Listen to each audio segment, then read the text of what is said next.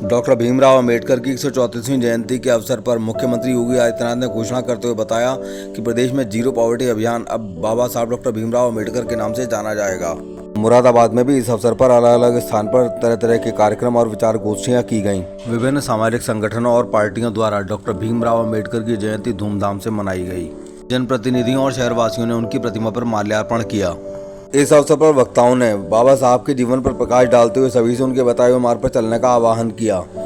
इसी अवसर पर सपा सांसद रुचि वीरा ने अम्बेडकर पार्क सिविल लाइन में वाचनालय निर्माण के लिए 7 लाख रुपए सांसद निधि देने की घोषणा की। महापौर विनोद अग्रवाल ने नगर निगम की ओर से 25 लाख रुपए से पार्क का जल्द सौंदर्यीकरण करने की घोषणा की।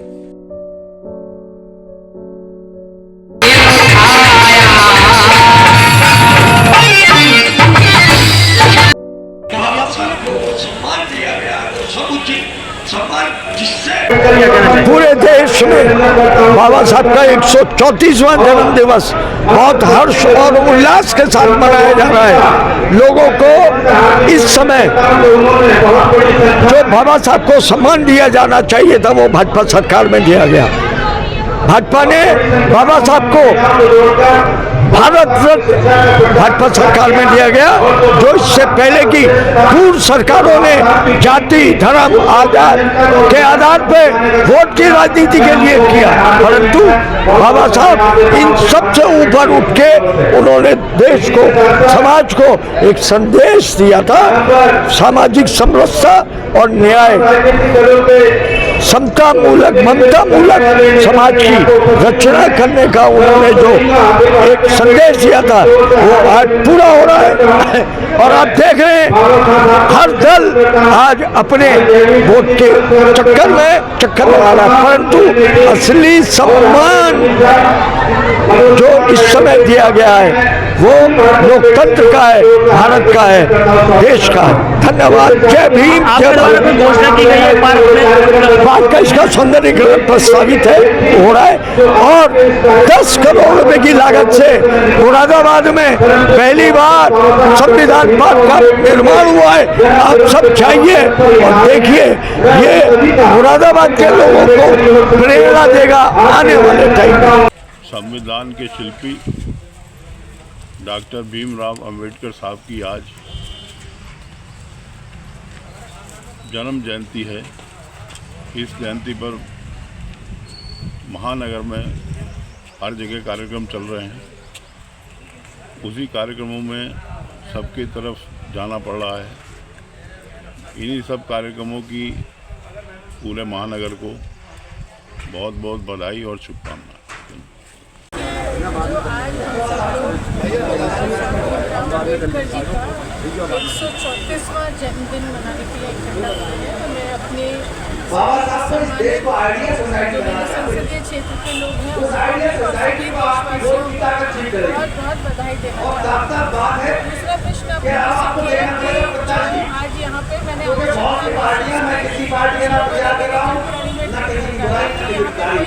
ऐसा रूप नहीं है जहाँ कोई पर्टिकुलर हॉल कह सकते हैं जो नीचे कमरे बने हैं, यहाँ पर एक कमरे की आवश्यकता है। मैं अपनी सांसद से चाहे वो 5 लाख की घोषणा कर रही हूँ, चाहे वो उससे कुछ अधिक भी मिले, 6 महीने 7 महीने, तो वो बनाने की घोषणा कर रही हूँ।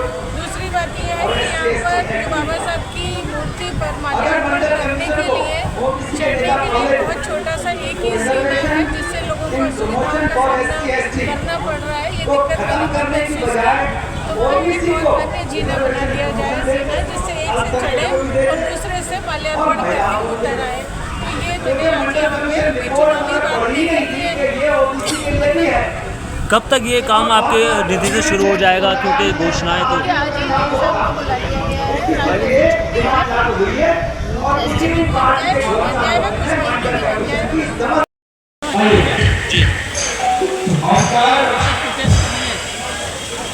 बड़ी सौगात की है, क्योंकि अभी 4 दिन पहले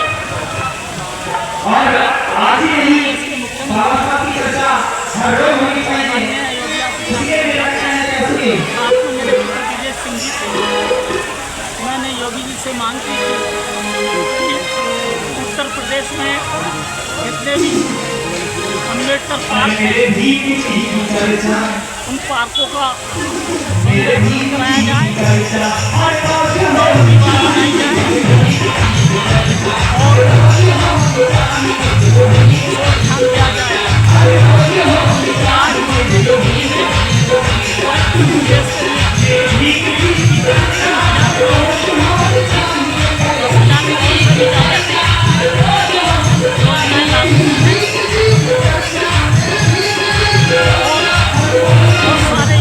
देश बाबा साहब से एथलेटिक